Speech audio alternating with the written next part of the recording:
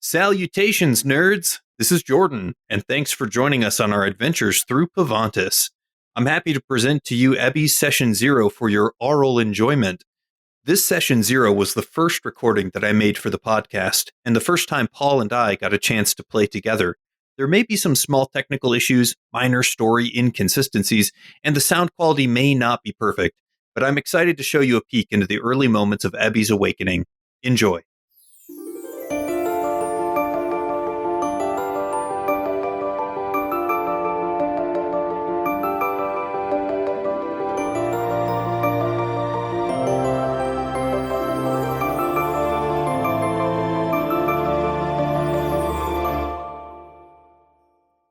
You float in a void of darkness. You're not sure exactly when it happened, but somewhere in the last few minutes, you went from unconscious to a sense of awareness that you were not even aware wasn't there, if that makes any sense at all.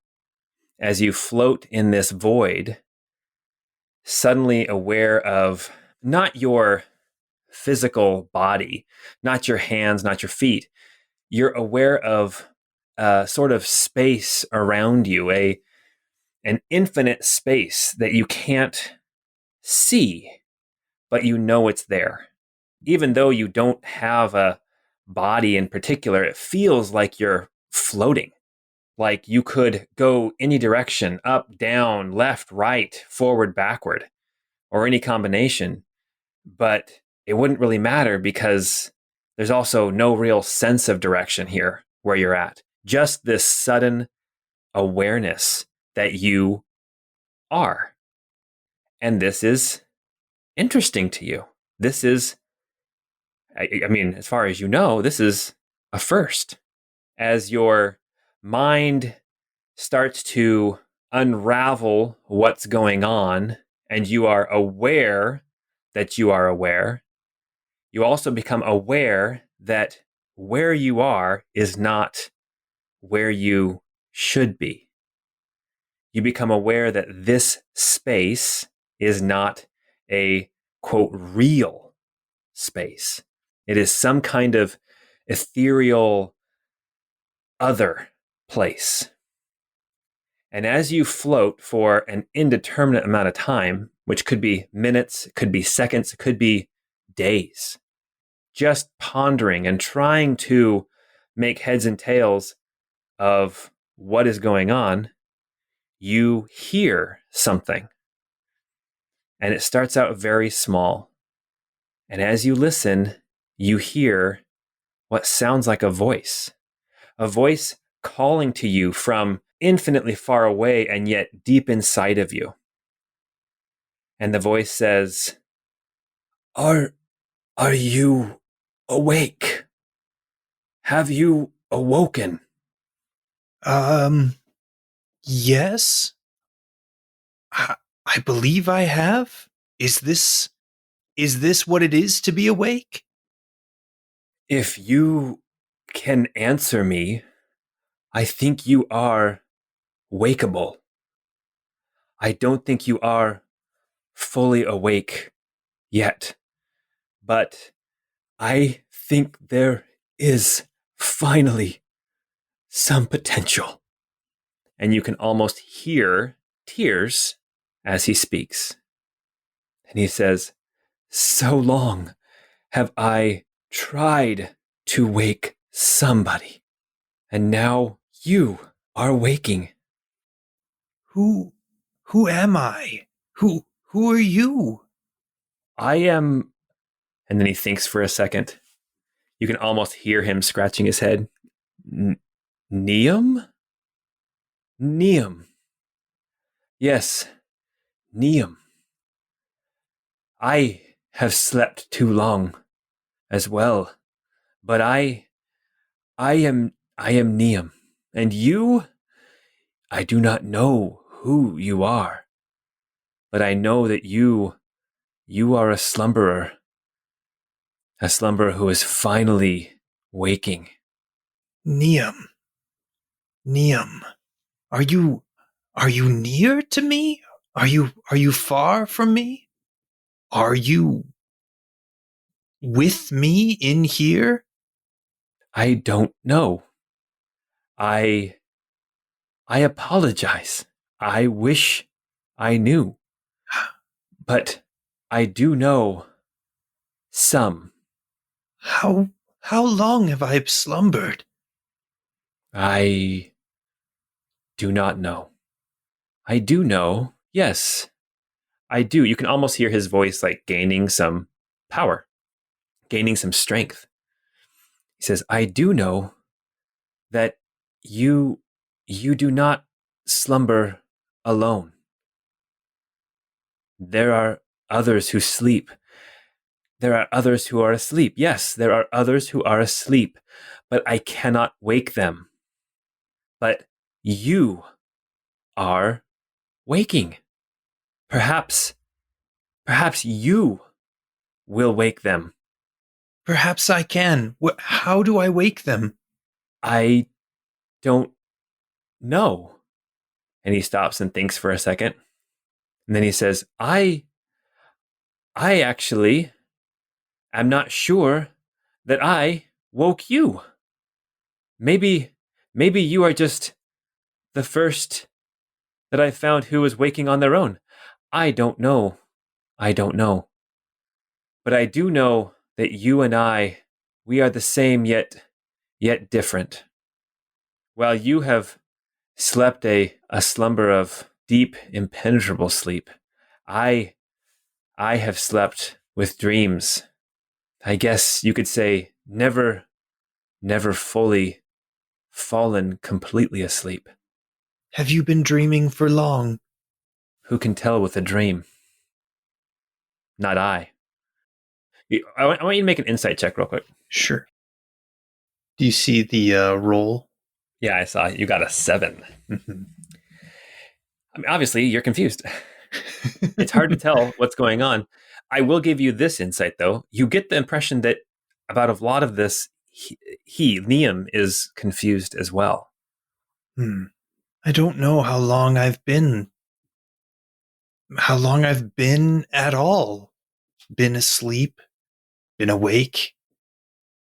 How long I've been in here or out or wherever it is that I am. I don't understand what my purpose is in all of this, and it scares me. It scares me as well. It scares me that I can't remember, or maybe I never knew. Maybe I. And then he stops and he says, wait, do you hear that? Hear what? Listen, do you hear that? I want you to make a perception check. Your mind is so clouded over with the nothingness around you that all you hear is the emptiness. Have you ever been in a soundproof room, like a truly soundproof room? I've been in some recording studios before. Okay, well, when I was in college, there was a sound lab that was truly as almost as soundproof as you could get. You were in, it was like a honeycomb structure. You had to walk across chicken wire to get in there. And when you stood still in there, it was almost debilitating. It was almost vertiginous. It almost caused vertigo just to stand in there quietly. And all you could hear was the blood pumping through your ears. It was insane. That's almost what it's like here. You can't hear anything except for the little bit of noise around your own essence. Niam says, it's happening. You are about to wake fully. And I think, and then he stops for a second. He says, yes, I have made it so that you won't sleep again. I apologize for this curse, but otherwise you might go back and then our hope of waking the other sleepers will be gone. Will you be with me? If I wake, will I lose you? I don't know. I will do my best to stay with you, but and then you can hear his voice is getting more distant. As you wake, I will try my best. Just do what you can. Wake the I sleepers. don't I don't want to be alone. Wake the I don't sleepers. want to be alone. Wake the sleepers. And then you suddenly are filled. Your vision is filled. It went from dark abyss to bright, blinding lights. And for a second, all you see is this glare in your face, and your ears pick up this churning and almost like, a plasma ball, the ball with like the electricity in there that you touch it and it kind of like you hear that hum wherever you are, and your vision starts to clear a little bit. And as you go to blink your eyes to get your vision back, you notice two things. One, you can't move your arms to rub your eyes. And two, you can't blink your eyes. Your eyes are open and you can't blink them. What strange hell is this? You hear a voice, and as your hearing comes back, the voice starts out kind of muffled, and it says, you hear, awake! Dr. Sid, one of them's awake! And you hear some footsteps running away from you, and your vision clears more, and you look up, and you see a ceiling. And you're not sure how you know what a ceiling is or what the word ceiling is, but you know that you're in a room, and there is a ceiling above you. And when you turn your head to the left, you can see that there is a partition, a wood partition on your left. And as you turn your head to the right, there is a wood partition to the right. As you look down to your feet, I want you to make a perception check. So I rolled a 5. Okay, so we're getting the low rolls out Real bad. yes early on. That's a 2 that you rolled, right? Yeah, that's a 2. Okay, so your rolls so far today have been a 4, a 5, and a 2. All right. You got to explore the depths of the D20 first, and then you can, see what else it has to offer. There you go. Yeah, so you are in a small little alcove of some kind. Your perception, you see that there are people moving around. As you look towards your feet, you can see that across the room, what looks like these giant pillars of crystal. It's like these giant, probably 7-foot tall crystals. The ones that you can see are one's orange and one's yellow. They're arcing off all this light and energy, and it looks like almost like electrical current is bouncing between different crystals, and it's bouncing off to the right in one direction and to the left in another direction. And you can hear the hum of all that energy. And as you are laying there and you realize that you are tied down, suddenly you see a woman. She is short, lean, wearing a white lab coat. She's got goggles on her head. Her hair is done up in a nice, tight, neat hairdo. She's got large red fox ears on the top of her head. You would probably say she's quite attractive, just kind of an angular face and almost a hunger in her eyes. And she comes over. You see there's other scientists milling about behind her, and they're trying to look over her shoulder. And she walks up to you and she says, "You're awake. You're awake. Oh, I am so excited." She comes over and stands next to the table, and she puts her hand on your chest. And you can feel she puts her hand on your chest, but something's off. Something's a little bit different. And she looks you in the eye. You can see her face clear as day. You see this almost, ecstasy is the wrong word, but it's close to that, in her face as she says, "Oh, you are awake. Finally. One of them is awake." And she looks you in the eye and she says, "I am so excited to finally meet you." Now I want you to make an insight check. Okay, so I roll a 5. So I've got an 8. Are you sure you're not rolling D10s? I'm pretty sure. She looks very interested and very intrigued at what's going on. Are you Neum? Neum? What? Who's Neum? She kind of looks over her shoulder and she goes, "Who's Neum?" And the scientists kind of shrug their shoulders. I don't know. She's like, "No, no. Who's Neum?" I I don't I don't I don't know. What am I? Where what is this? She puts her hand on your chest and she says, "Calm down, calm down. It's okay. You are a deacon. You're one of the first. And hopefully not the last. You've woken up. We've woken you up." But she turns around and she goes, "Who's Neum?" And the scientists are like shaking their head. And she looks back at you, and now her look has changed. She says, "Who's Neum?" To you. I I don't know. He was I don't know. Neum was there in the dark, in the void, a whisper, something that was near. I'm so confused. She turns over her shoulder and she says, "Maybe my hope was in vain. Maybe this one, maybe this one's like the others. All right, all right." And she turns around and she totally ignores you now. And she kind of like puts her finger over her head, starts circling it around. She's like, "All right, wrap it up, clean this up, Wait, shut this one down." no, wait. Nope. She looks at you and she says, "I'm sorry.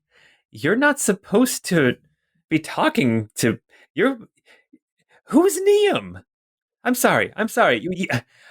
I hate to say this, but I mean, the only word that comes to mind is defective." And she turns around. She says, "All right, wrap it up." And a scientist comes walking over towards your head. And he reaches underneath the table. And you don't know what he's doing down there, but you can almost feel all of the energy of your living body, right? Your quote, living body. You feel that energy going through your body, but you can feel that it's all stemming from the back of your head. Almost like a matrix plug, you feel this scientist start tugging on something that's connected to the back of your head. And you can feel as it pulls, as it starts to slide out, that energy coursing through your body starts going less and less down into your extremities. Your toes and your fingers start losing their feeling. And he tugs and he tugs and he tugs. And suddenly, thunk, you hear and feel this plug pull out of the back of your head. And as soon as that happens, your eyes go dark and then snap open. Well, not really open, but your vision comes back clear as day. And suddenly you feel, instead of that energy coming from your head, you feel it burning through your chest. And that energy begins to course down through your limbs, out into your fingers, and down into your feet. I need you to make a quick dexterity saving throw. With an 18, fantastic roll. Finally. It's about time. Yeah. I want to know, what do you do? So my vision flashes back. In essence, my eyes open, even though I don't have eyes. I whisper, "No." And I think you mentioned that I was restrained, that I was like tied down. Yes. I think I'm going to try to jerk my arms and hands, or whatever my extremities are there, and try to yank them up, like kind of pulling them up through the bonds instead of like trying to break them. Okay. And just try to like wriggle my way out. Okay. So as you're wriggling, you feel like these bands are not really there to restrain you. It's more like they're there just to keep you on the table. However, you find that there's also like a sheet or a blanket that's over your body, everything except for kind of your head and neck and your shoulders. And you kind of get caught up in that as you start to wriggle. The scientist who pulls the plug, you can see him. He looks down at the plug, And he kind of like, nods his head like, there we go. I guess another, like almost dejectedly, but like kind of like, well, I guess what did you expect? And he tosses the plug aside and then he looks at you and he says, miss, we've got a problem. And Dr. Sydney comes rushing back over and she says, unplug him. And he kind of shrugs his shoulders and says, I already did. Okay, now I'm going to give you another chance to do something else. Okay. So I say at that, I kind of turn to him and very forcefully I say, no, I was one who has slumbered and has awoken, and I will not go back down, not until I have awoken the others. You cannot put me back to sleep. He looks very scared at that. I'm going to try to see if I can't like pop up and stand on whatever it is, table or bench or whatever it is that they've have me down on. Okay. Why don't you make athletics or acrobatics? Okay. It's fairly easy. It'll just be a difficulty 10.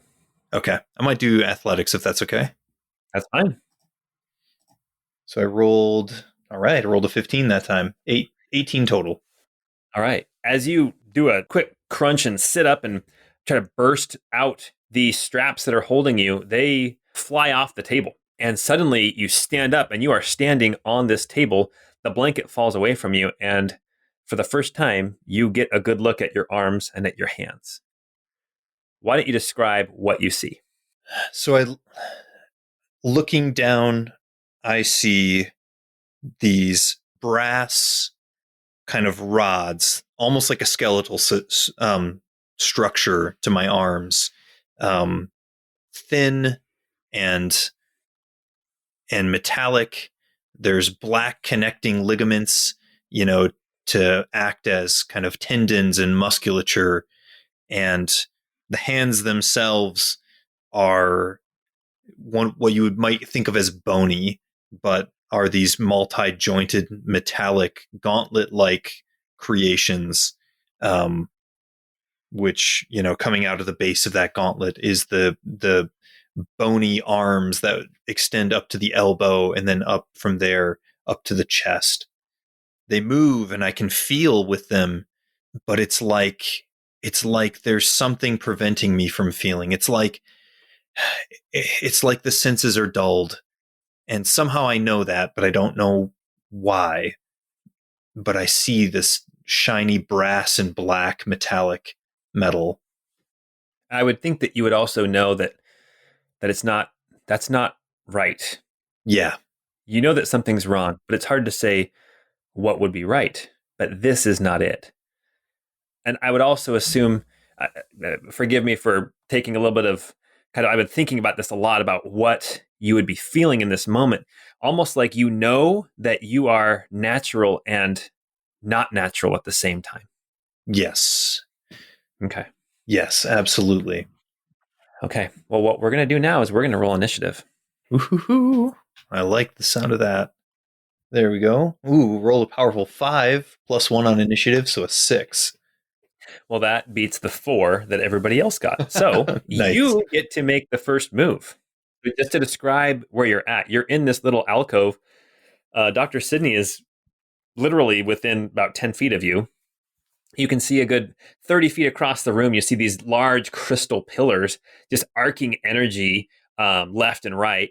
To the right of you is a scientist, and to the left of you is a wooden wall, part of your little alcove that you're stuck in. What would you like to do? I think the instinct in me says to get the heck out of there. My build is not massive or powerful, so to speak.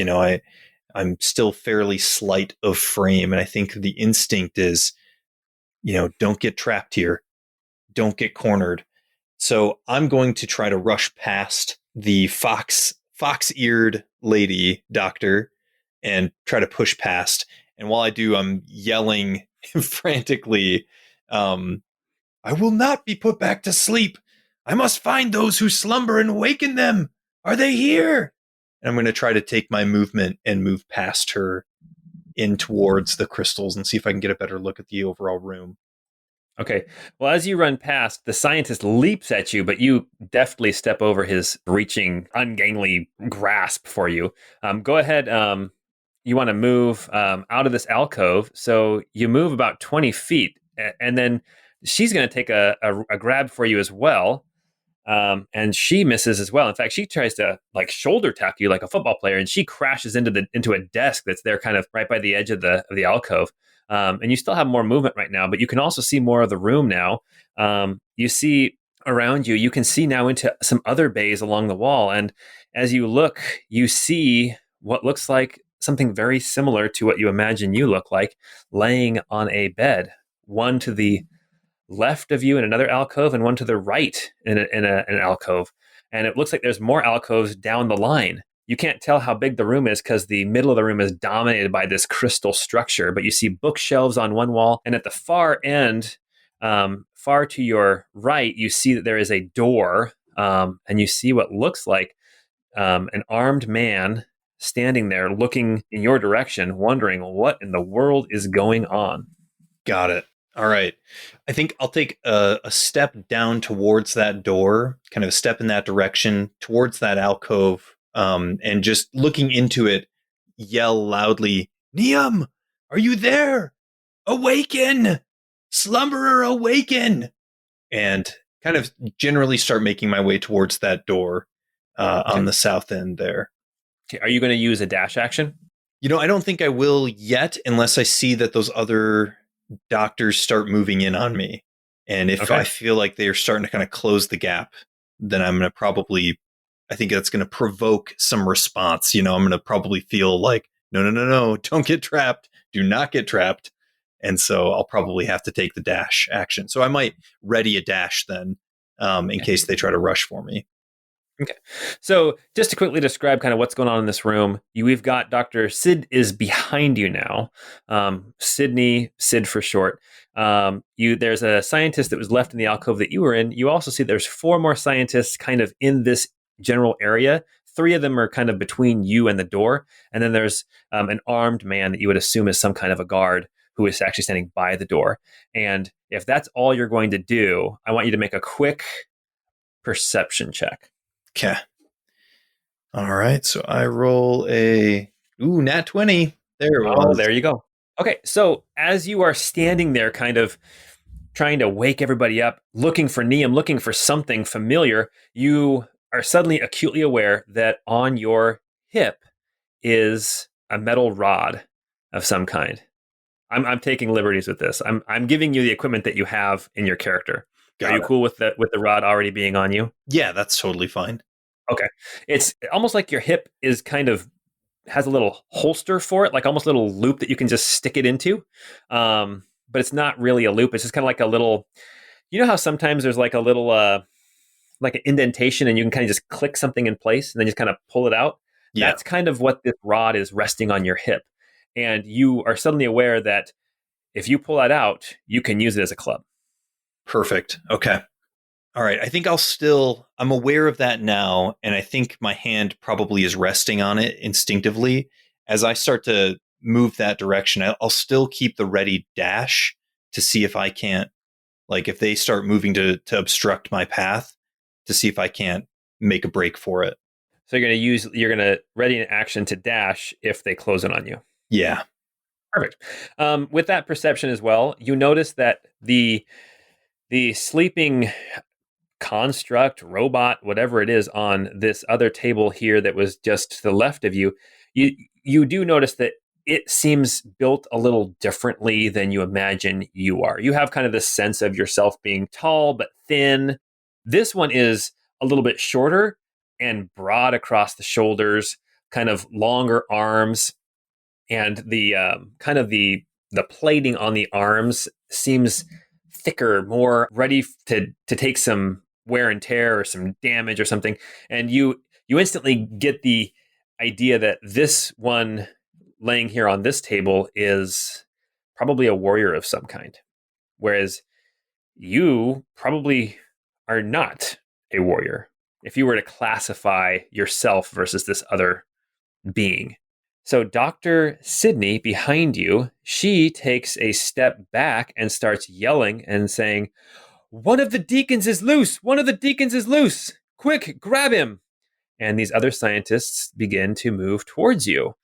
So you have three closing in, and you have another couple who are approaching you from down below. Did you want to take your reaction before they get to a point where they can grab at you? Yeah, let's go ahead and take that held dash action and try to kind of split the two that are just, south of me and make our way down towards the door.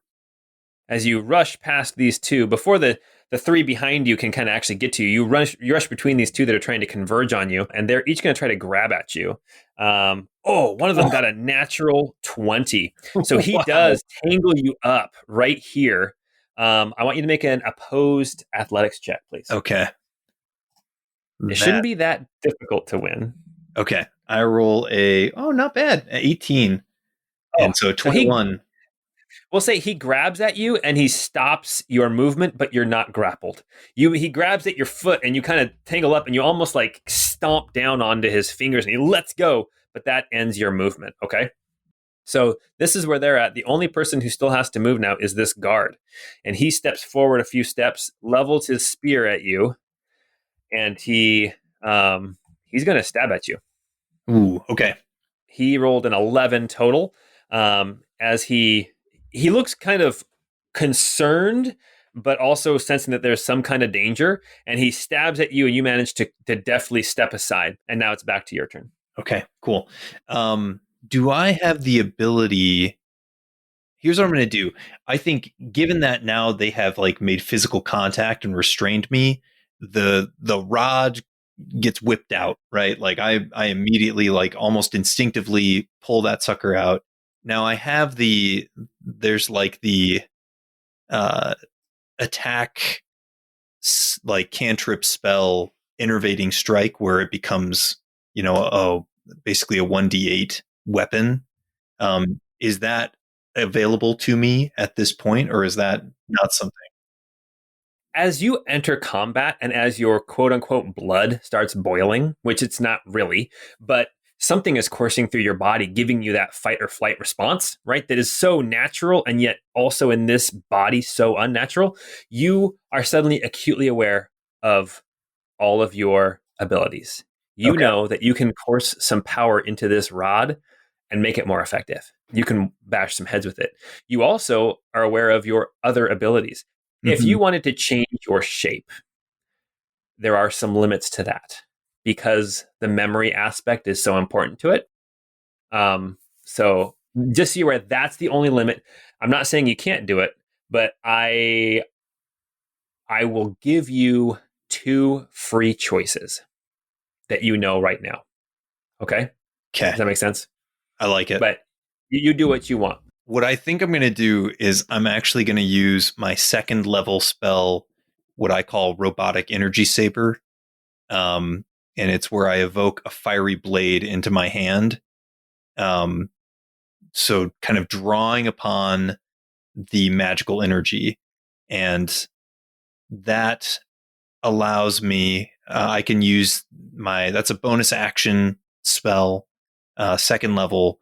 And when I attack with it, it's a 3d6 fire damage, and it sheds light in a 10-foot radius around me and dim light another 10 feet from that. So I'm going to actually do that. I think the adrenaline of the moment is kind of making me go to whatever I feel is my most powerful kind of option, which I think is going to be this. Right. Okay. That's awesome. So are you attacking with it, or are you going to just try to intimidate? I think I'm going to go ahead and attack. Let's see. So I'm engaged. Like the one guy has engaged me, one of the scientists at least, right? Mm-hmm. The one on the one that's to your left, has already engaged you. He's actually grabbed your foot, but he's technically prone at this point because he kind of tried to tackle you. The one standing up to your right he's got like a clipboard in his hand. He's ready to hit you with the clipboard. The guard right in front of you, he has a spear and a shield, and he's already stabbed at you one time. I think because the guy has actually taken an attack at me, the soldier with the spear, I think he's where I'm going to kind of focus in my angst, I guess. Okay. And so I think I'm going to go ahead and make an attack on him. Does your energy saber have reach, or do you have to move down towards him? I'd have to move to him, I think. Okay, perfect. Yeah. I mean, nobody gets an attack opportunity. You're still in everybody's threat range, so you're still definitely in the thick of it. Got it. Why don't you go and make your attack then? Okay, so attack roll. That's a great attack roll. I want to know, can you describe how that energy sword appears? Like, can you kind of describe it? Yeah. So the moment that, kind of the spear attack comes at me, it's that sense of threat and danger is at its all-time high.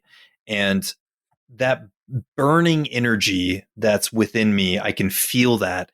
And almost as like a reaction or a response to the threat, I feel it flow kind of through my form, through this metallic form, down the arm into the palm of my right hand, and I actually hear a small metallic click. And some sort of mechanical function has been triggered, and just a like a spout of flame, kind of a greenish tint to it, kind of erupts from the hand, almost like a little blowtorch, like Nice. this eruption of flame that kind of emanates from my hand at this point. And almost instinctively, I know what to do. I mean, with something burning from your hand, you kind of know that this is meant to be used against people. So I'm going to go ahead and kind of dash forward towards that guard, make my attack. I roll a 14 with a +5, so a 19 to hit. That definitely hits. He's wearing some kind of metal armor. It looks like interlocking chain, and he's got a shield. But it's no match for your robotic energy saber. Cool. And I do 10 damage, it looks like. 10 fire 10 damage. damage. All right.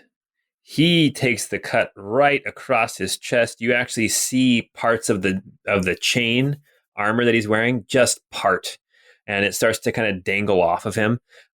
It's so hot that there's no blood. It just kind of cauterizes a wound as it slices through him. He is still standing, but he is looking very hurt, and he looks like he is definitely second guessing what is going on right now. But now it is his turn, as well as the scientists. Got it. I'm going to make 2 rolls for these 2 guys right next to you.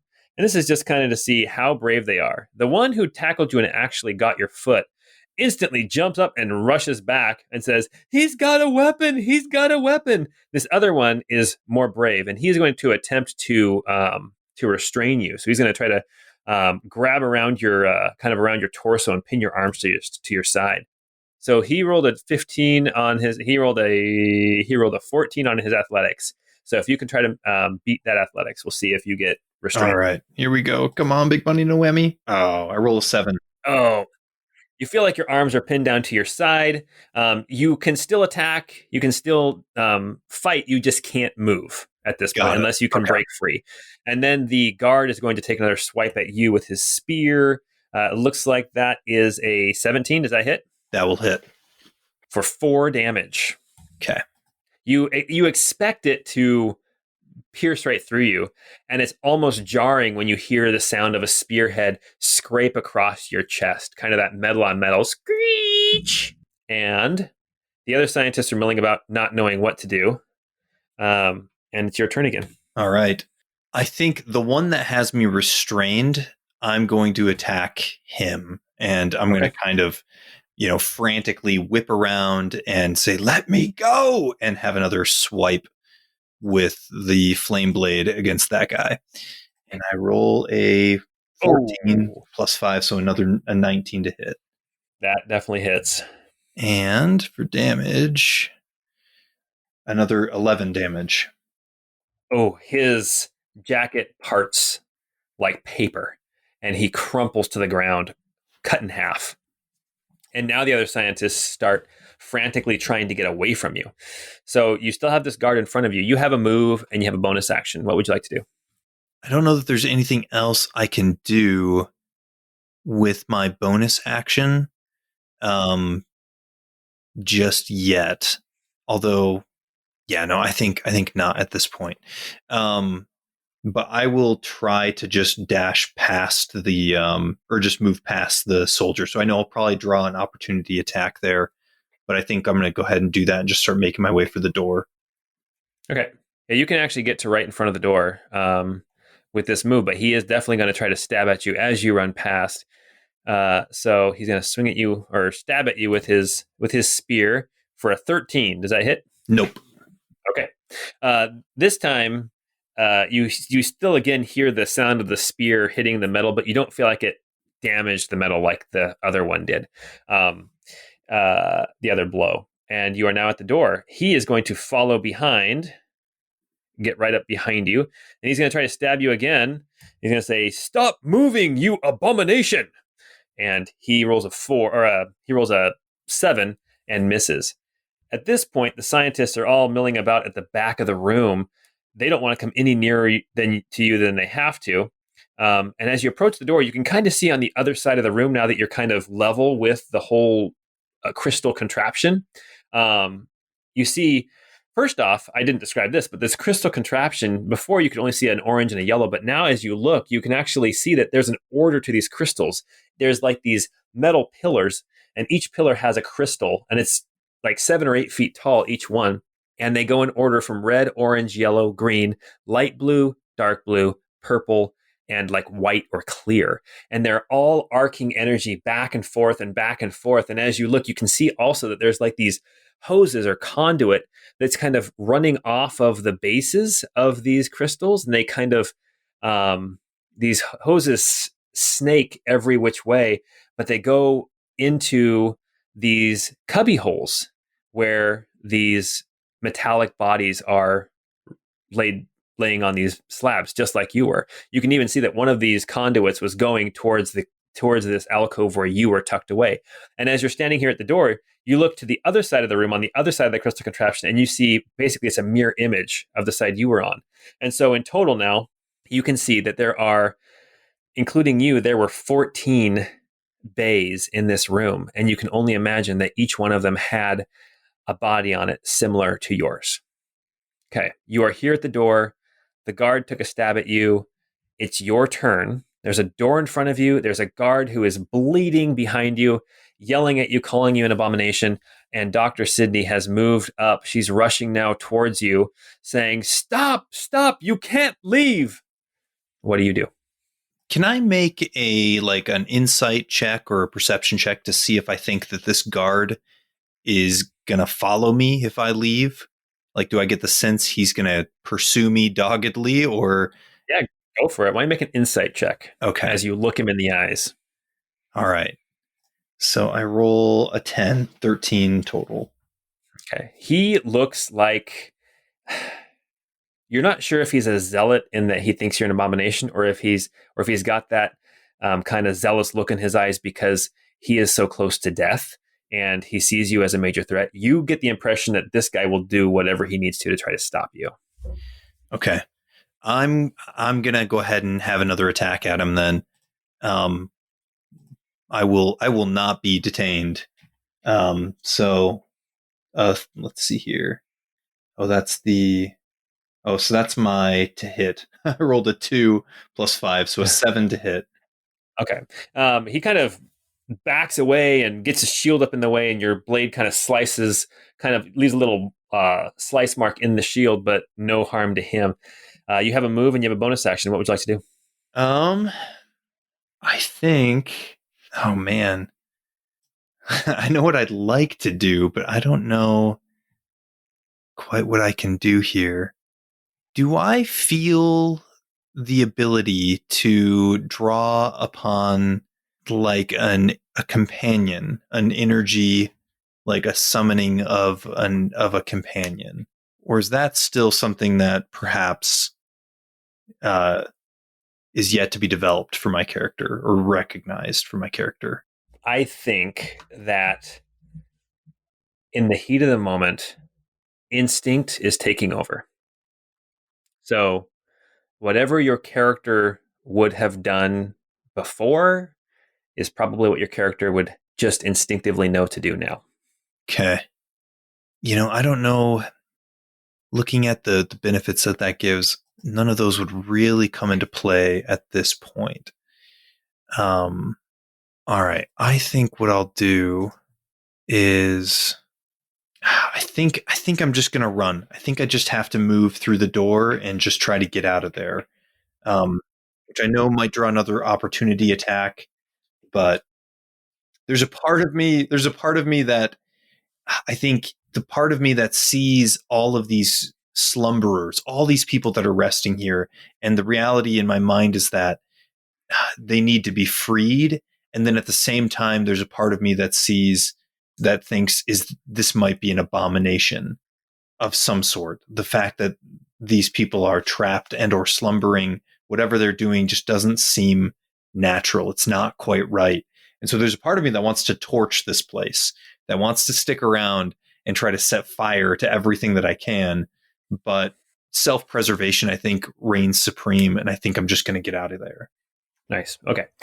You push the door open and turn to run, and as you do, you feel almost the air slide right past your I guess your ear, your what's it? Or oral, your yeah. auditory apparatus, whatever that would be, as a spear thrust goes right by your head. What would have been a killing blow, but it's a little off center, maybe because the guy's been losing blood. And you push these double doors open. They just kind of swing out, almost like the doors into the kitchen of a restaurant, right? They just kind of open up, and suddenly you're in a hallway, and you can hear voices shouting behind you. We're going to go ahead and kind of leave initiative, but you're in this long hallway. You see the doors that you just came out of. The hallway stretches to your left and to your right, and they go a long ways. And you can see that in front of you there are windows along the wall in front of you, and along the wall to your right and to your left, kind of on the same wall that you just exited from, you see more doors that are very similar to the ones that you just left. You can hear yelling behind you. In fact, you even hear Dr. Sid say, "Give me that, you worthless piece of," and then it kind of shuts off. So I need to know what you're going to do. If you're going to stand there, then things are going to start happening again. Yeah, no, definitely not going to stand there. I think the first thing to do is I want to rush out to the window and see what I can see out there, and if that might be a path for me to escape. Am I like ground level? Am I high above the ground? What do I see when I get to the window? Okay. You take the 2 or 3 steps to get across the hallway, and you can see out the window. It's dark outside. And I want you to make a perception check real quick. Okay. Ooh, yeah. 17 plus 3, so 20. Non-natural 20. Nice. So as you are standing here gazing out through the window, real quick, making a quick assessment of where you are, you can see what looks like straight ahead mountains, black against the dark sky. It looks like where you are, you're in some kind of a large building facility of some kind. You can see that the building stretches out further down a few levels and out in front of you, in front of the window. So this window that you are standing at must be 2 or 3 stories up. And then there's more of the building down low that keeps stretching out more towards the mountains. But you can see it stretches some kind of facility with other buildings go to the left, to the right. You also see, surprisingly enough, like smokestacks sticking up, some kind of contraption, some kind of science is going on here. And you can see like not smoke so much as more like steam billowing out of some of these different smokestacks. You're not sure what any of that means, but there's mountains straight ahead. There's building all around you, and you are probably at least 4 stories up. Interesting. Do I hear anybody coming from the hall to my left or to my right? Not yet, but you do hear shouts and yells, and you know that very soon that door is going to come busting open from behind you. This may be crazy, but I think I'm going to try to launch myself out the window. And if you're cool with this, I'm going to hope that some sort of an intuition or instinct allows me to do my robotic reconfiguration into something that can fly. Okay, well, I will say, can you fly at level 3? Oh, I don't know. Actually, that's a good Well, question. no, but here's the deal. Because this is still instinctual, here is what you know. As you rear your hand back, I'm guessing you still have the energy blade going. Yes. You smash that window open. Your blade hits the glass and it just kind of almost explodes outwards. You put your hand on the window on that left side. You put your foot up on the window sill to just take a leap out, and instantly you have a memory, which is weird. It's not really a memory of anything you've done, but you have this memory of this creature that you have interacted with at some point, somewhere, somehow. And if you're cool, I'll just describe to you what happens. Yeah, yeah, go for it. Okay. You something clicks in your brain and you say, basically, I can do this. And your body starts to, well, you can describe how it happens, but basically what happens is you turn into a robotic giant wolf spider. Oh, I love that. So you can't fly, but you can walk up walls all you want. Got it. Okay. So you can basically be Spider-Man at this point if you wanted to. So yeah, why don't you describe what it looks like as your body changes its shape? All right. And just so you know, the other creature that you naturally remember would be just a regular old wolf. Perfect. Okay. So I use the flame blade and shatter that window, um and then I reach my hand out and kind of down below the window and kind of dig my hands into the rock of the building itself. And as you mentioned, kind of almost instinctively, or some sort of intuition starts to drive this robotic reconfiguration of the body. The arm kind of splits, the what mimicked almost like the I think, is it the tibia and fibia? Is that the bones of the forearm? It Um, would be the radius and ulna. Radius and ulna. That's it. Yeah, the tibia and fibula are the ones in your leg. But yeah, yeah. Okay. So those actually fully separate and basically split my what was one arm into basically two spindly limbs, um, splitting the hand, in fact, too, into kind of these pincer-y, kind of end points. Same thing starts to happen with my other arm. My breastplate swivels around and, kind of repositions itself on to my back, or what would be my back. And my head kind of rotates around, and my legs also begin to rotate around such that the joints begin to point in the other direction.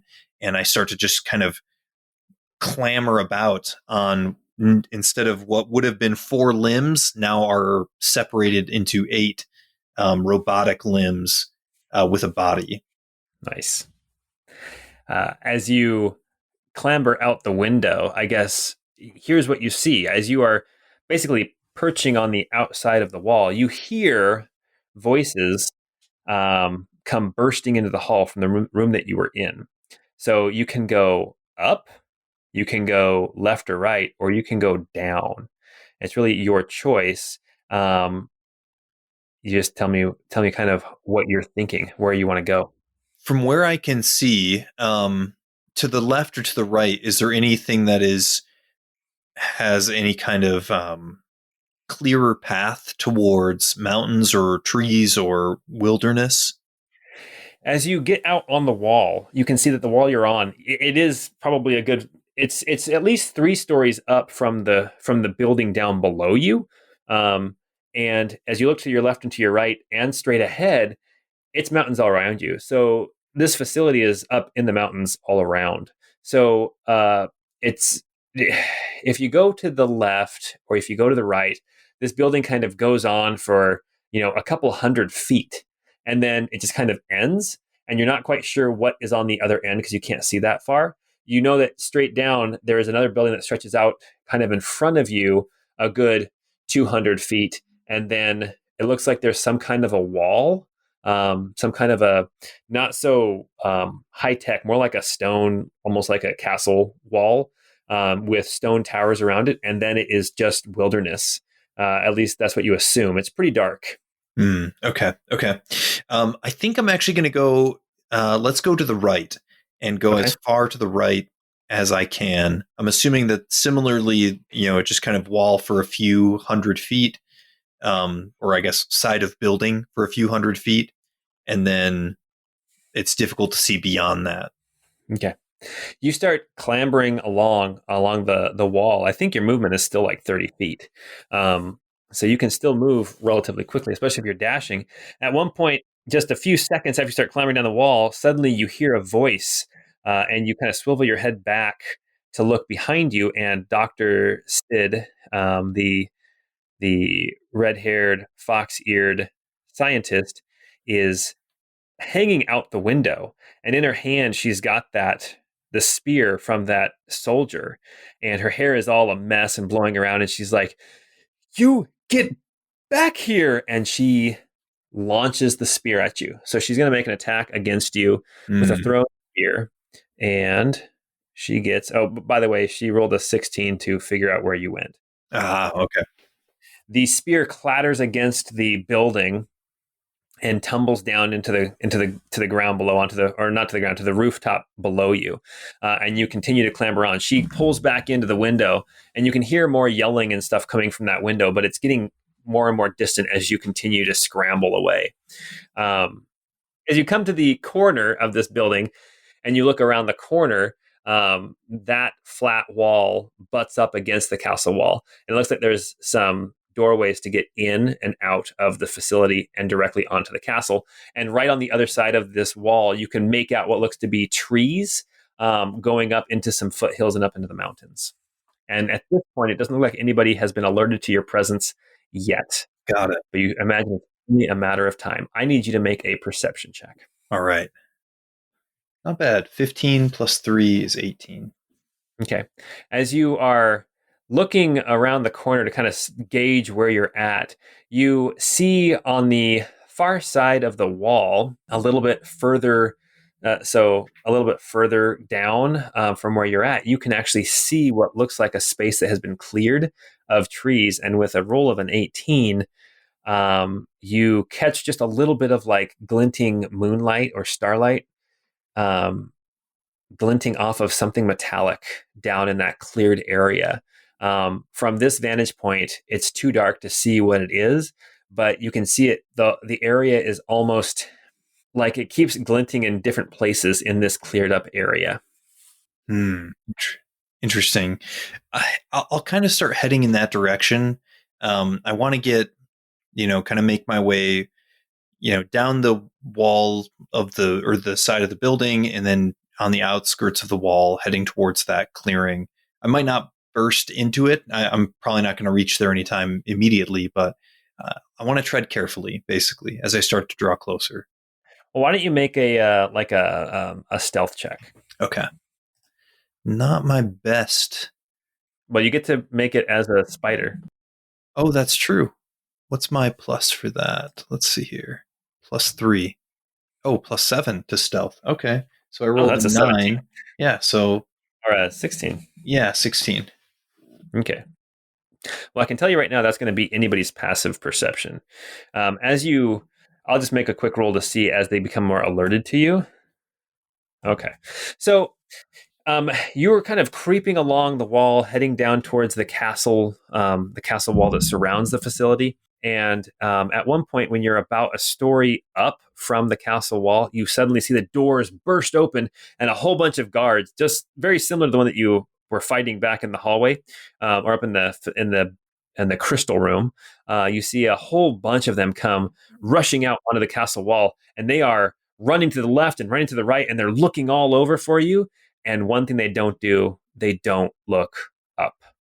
They are looking along the top of the castle wall. They're looking over the side to see if maybe you're down in the woods, but they're not looking up at you. And they're now rushing all around the castle wall. And they're in such a rush that they actually leave a very clear opening, if you move quickly, to get right down past them and right down off the castle wall.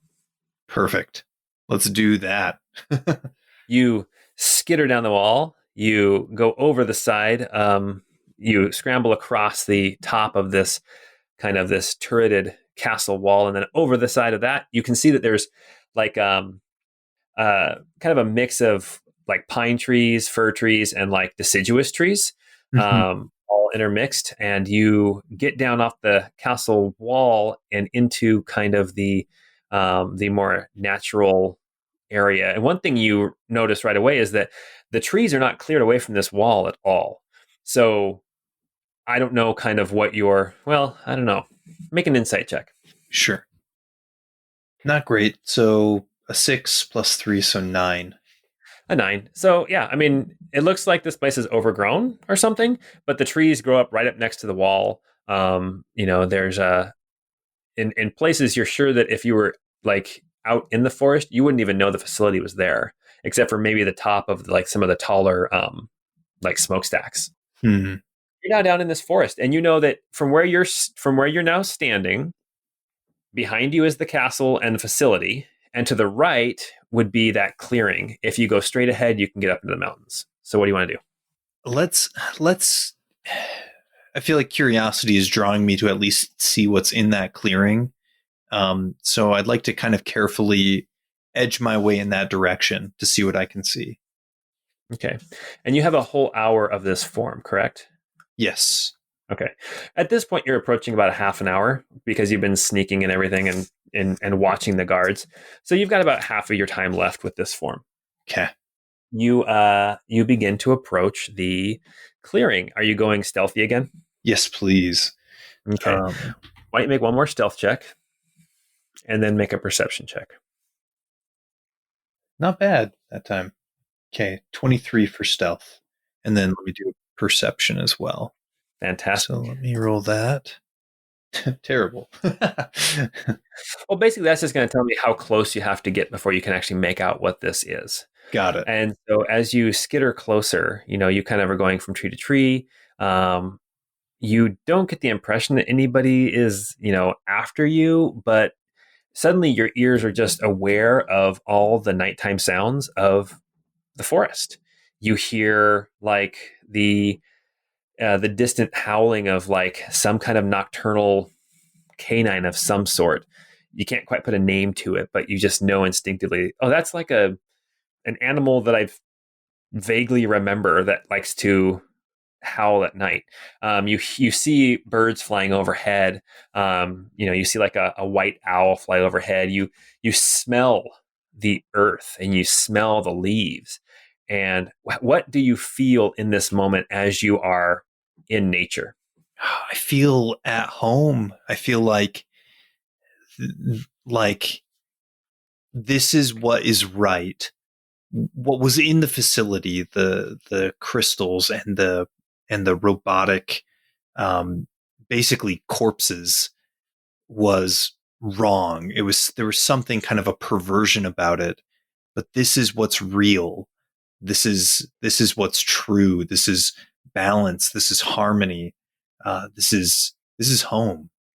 Awesome.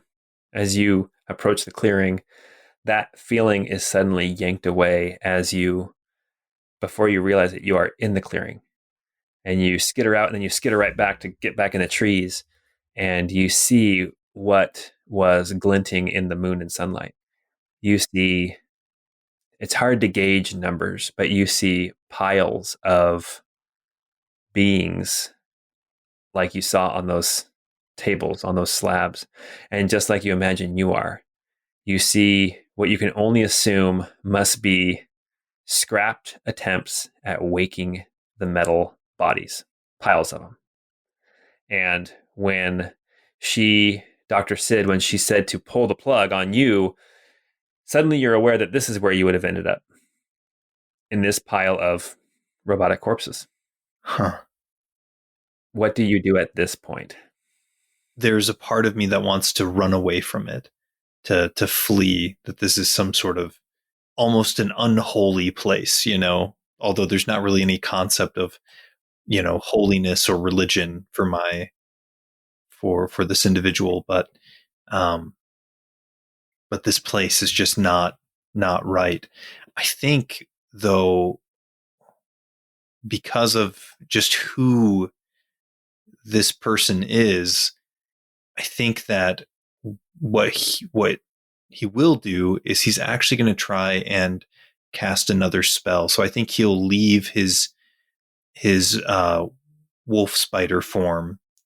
Um, probably as part of seeing this, it kind of um, shocks him out of his form. He kind of reverts back into his humanoid, lanky form, and starts to pull from within some of the magical energies that are within him. He's going to cast a spell of healing. I'm going to try to just cast it. There's not necessarily a single target or form, so I'll defer to you on what makes the most sense. And I don't necessarily expect, and I don't think that the character necessarily expects anything to come from it, but something within him tells him he needs to try. But he's going to cast basically um, a spell to try to heal, a word of healing to try to heal. Awesome. You send out this energy, this natural energy you feel coursing through you into this very unnatural pile of robotic bodies. And the only thing I can think to describe it would be you just naturally would assume that a robotic, a construct of some kind, that this magic, this innate magic would not affect it, right? If there was a wagon that was broken down, you wouldn't just cast this, you wouldn't use this spell to fix the wagon. Hmm. And yet when you cast this, you see one of these crumpled up bodies. You see its chest where it had been not really caved in, but just dented. You see that dent suddenly pop back out. And I want you to make an insight check now. And if you fail it, but you, Jordan, kind of can figure out what's going on, go for it. Okay. But All you right. make an insight check, I can give you a little hint or something. All right. Let's see here. Oh gosh, man, my insight rolls have been something fierce. So I rolled a 2 plus 3 is a 5. So think I'm not going to give you any hints, but do you have an idea of kind of what's going on? I'm guessing that um I mean these are essentially construct bodies, but there is a sliver of life force that is associated with them. Um Something of that nature is maybe empowering them, much like I would imagine the energy that I felt inside of my own chest, that there at least was something of that also within each of these to some extent. I don't know if that's correct or not, but I think that's kind of where I'm going with it. Okay, that's awesome. Then I just have a quick question for you. Um, well, do I? I don't know. Your insight was pretty was pretty low. It was pretty We bad. Yeah. So we will leave it at that. Okay, we'll leave it at that. So we're going to kind of um, fast forward a little bit. Just kind of a quick. What does your character do at this point from here on? I think immediately after the events here, I would imagine that this character kind of flees out into the wilderness and tries to familiarize, because the wilderness feels like home, right? This is when he's amongst like the nature, the plants, the trees. When he sees the animals, he is captivated by them. So I think he spends a fair amount of time out in the wilderness of the mountains, in the woods, etc. Um, but I think he is in kind of inherently drawn, and maybe just cannot avoid, moving through areas where there's a little bit more um, kind of population. And so he has to figure out how to move through those locations, because I think, and correct me if I'm wrong, but I would imagine that he doesn't see very many like him, or any for that matter, um, that really look like him. And so he probably Not at this point in the story. yeah. So he probably sneaks around, villages or settlements. Um, he may opportunistically try to take some things if he feels he needs them for the sake of survival. Mm-hmm. And some of the things that I would imagine he might try to find might be something like a cloak or a blanket or something of that nature. Not because he feels cold, but because he feels he feels the need to kind of hide or, cover up his metallic nature to some extent, because it's such a contrast to the natural world around him. Right. No, that's awesome.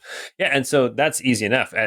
Probably like your third night into the wilderness, do you go up into the mountains or do you kind of stay in the forest? I think the forest more so than the mountains, Okay. but maybe not far from from mountainous areas, so he could flee upwards if need be. Right, and that's not very difficult because I mean, where you're at, the forest leads right into the mountains, and it looks like this forest goes on for days. Okay, you're still not sure where you're at. I think I moved you back to the world map at this point, so you can see the world map again. Yeah. I'm not even going to tell you right now where you're at, although I'm looking right where you're at right now. But probably at the third day out into the forest, you come across this little clearing, and there's a little farmstead, just a little place where some people have some goats and they have a little garden, and there is some laundry up on a line, and it's very easy to quickly snag like an old warm cloak. So you're kind of yeah, you find some clothing to wear. At one point, you are I imagine you're in the forest. You come across like a stream or a pond, and it's pretty clear and pretty smooth glass. And for the first time, you actually get a good look at yourself. What?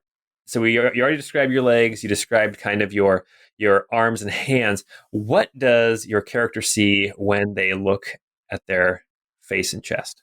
So I think the most striking aspect would be these large, almost bug-like, in a sense, like these large, round, kind of protruding orbs for eyes in the place of eyes. They're a deep, kind of a dark green color. If almost not quite black, but like a deep forest green in color. That the head is like kind of like a rounded bucket that's been turned upside down. It's very simple. There's been some simple riveting up and along the sides, and then these two large round orbs on the front, and then where the mouth would be and the nose, there is kind of this slatted opening where his voice is modulated from, and where certain other scents, smells, and things like that are detected through. Awesome. As you gaze at yourself, you also notice that now can you describe? So you said brass. Are you like clean? Are you dusty? Are you rusted? Are you polished? Like, how would you describe the state of your actual physical body right now? I think, given the recency from, kind of the flight from the facility, as what I'll kind of think of it in my mind, I would say that it's kind of a brass, one of those like orangish gold kind of colors. It's not high polished, that's so it does have a bit of a sheen to it, metallic in nature, but it's not like a highly polished, mirrored finish to him. And certainly after the scuffs and scrapes of being out in the woods and fleeing from the facility itself, it's showing a few dings and a few scrapes here and there that are kind of casting a bit of a dinginess on it. There's some dirt. I don't know yet that he's seeing any oxidization where he's showing any change in color yet. But maybe there's the beginnings of some tarnish showing on like his breastplate or some other areas that are more exposed to the weather. Awesome. One thing that you do notice that does shine differently across your chest, it actually has more of a almost like it's an acid etched serial number that's been stenciled across your chest, kind of on the left side over where your heart would be. And that number is 381-7MA5A9D0. You have no clue what that symbol, what that number means. Does that mean like your number 381 out of 1,000, or does that mean does the 7M? You don't know how the numbers line up to what you are, but but you do see that serial number etched across your chest. Interesting. I kind of run my hand over it and look at it. And surprisingly, you do know what those numbers and letters are. So that's a good sign. As you are out in the wilderness, out in the forest, something else weird starts to happen as creatures kind of not necessarily approach you, but as they pass by you. At one point, you are walking past a tree, and you hear this little like squeak, squeak, squeak of a chipmunk, and you get the very distinct impression that the chipmunk is afraid of you. The squeak that it is delivering is a squeak of intruder and fear.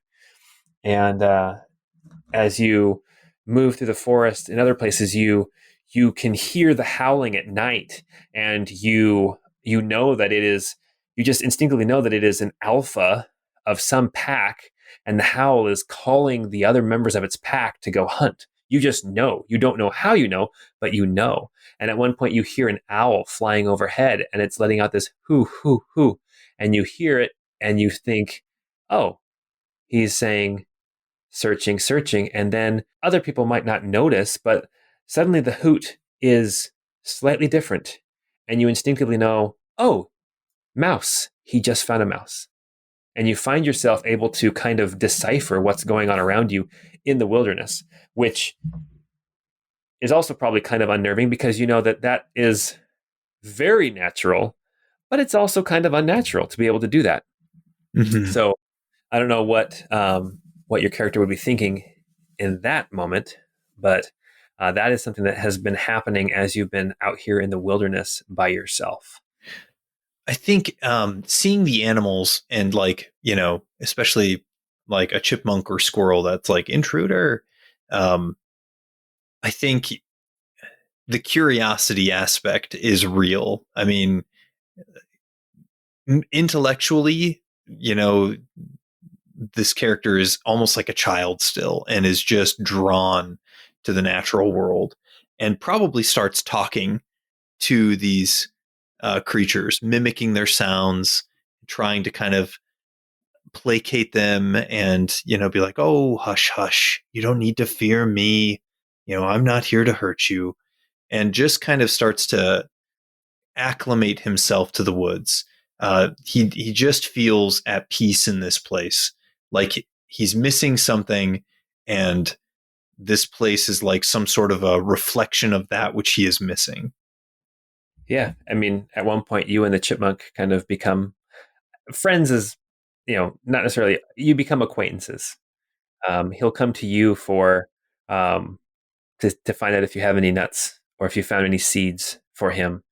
And I don't know what you ask him, but you kind of create this very simple, very basic dialogue with a few of these creatures. And as you kind of move through the woods, I mean, are you staying put? Are you kind of just roaming with nowhere to go? Kind of what's your thought? I think there is a bit of kind of nomadic roaming about aimlessly. It wouldn't surprise me if, because he follows kind of these signs of life, it wouldn't surprise me if, you know, steadily and slowly he starts making his way down towards, you know, wherever like water, maybe river or lake or anything like that, because that tends to be a focal point, a congregating point for lots of wildlife. And so might not be a direct path, but kind of circuitously making his way towards that. Awesome. I think what we'll do is at this point, we'll kind of end the role play aspect of your session 0, if you're cool with that. Yeah, that's fine. I think you've gotten a feel for what your character can do. I think you've gotten an idea of kind of as much as you know of where your character has come from. As far as the name of your character, if you want to name yourself now, knowing what your numbers are, or if you want to wait for somebody else to name you, that's fine. We can do that either way. I would imagine that you meeting up with Matt, with Pine, um, we'll kind of do that through probably through Slack or through text or something, Cool. just to kind of get a rough outline of that whole interaction, so that when we start session one, you guys know each other and you guys are basically in cahoots together doing something. I won't say we'll call it light treason. Um, I love that idea.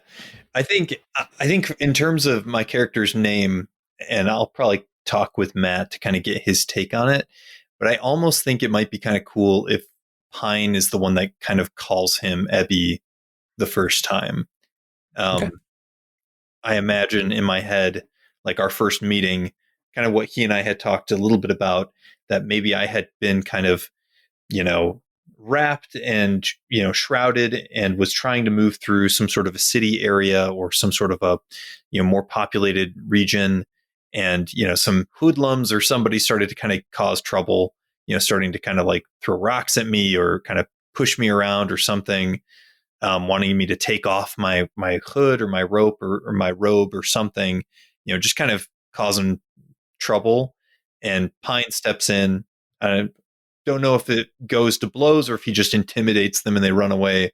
And somehow in our conversations, he sees my chest plate and points at it and says, Ebby. And it just sticks after that, where I just get called that afterwards. Awesome. That's awesome.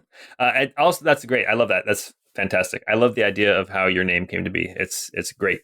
But also, one thing that will happen between what just happened and session one is that somewhere along the line you will recognize the kind of the jacket that the guard was wearing who attacked you with the spear.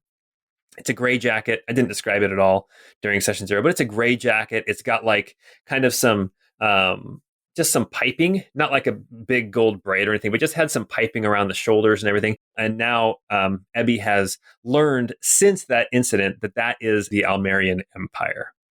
Got it. Okay. So Ebby would be aware that the facility he was in was more than likely secret and very distant from civilization up in the mountains.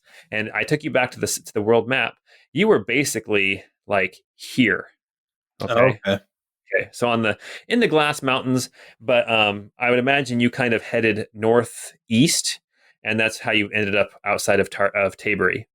The other thing that we need to figure out between you and Matt is kind of where does Ebby live now? Because Pine has a house in the city of Tabury. Does Ebby live with him? Does Ebby live outside and they kind of meet up? Like, how does that whole interaction work? That's something that you and Matt can discuss, and then just kind of let me know. Basically, Pine has a 2-bedroom house in, a middle class part of town, and he lives there alone. So there is even a separate bedroom if that's needed. But Got it. Okay. Yeah. Yeah. We'll have to kind of clarify, because I would imagine it probably makes more sense for Pine's character that he remain kind of alone, but maybe he and I meet up for shenanigans every now and then, or have been kind of palling around periodically for different things. Um, so in terms of the robotics for my character, there are a few of the spells, the robotic flame blade spell that I mentioned earlier, the robotic energy saber, and yeah, there's another one that's the robotic ice missile. So those I have the I picture that as being like it is triggered and powered by magical energy, but it is also a function built into my robotic being. And so in order for that to work, I need to consume water in order to have it create ice. Like I can't make ice out of just thin air. So I need to like almost, have a reservoir of water within my body that I can use to kind of, you know, create this robotic ice missile and use it to launch out there. Or that's if I'm going to use the flame blade, I need alcohol so I can burn that and use that to kind of power the flame blade. Um, and so I might go to taverns all dressed in things and we'll sip on drinks, but only so that way I can replenish those reservoirs. Right. I'm pretty sure, yeah, you're immune to poison and you're immune to disease. So I imagine you're also, or you're not, you're resistant to poison. I'd imagine that it's hard for you to get drunk. It is possible, though. We'll say It is that it is possible. All right. possible for you to get drunk. I like that.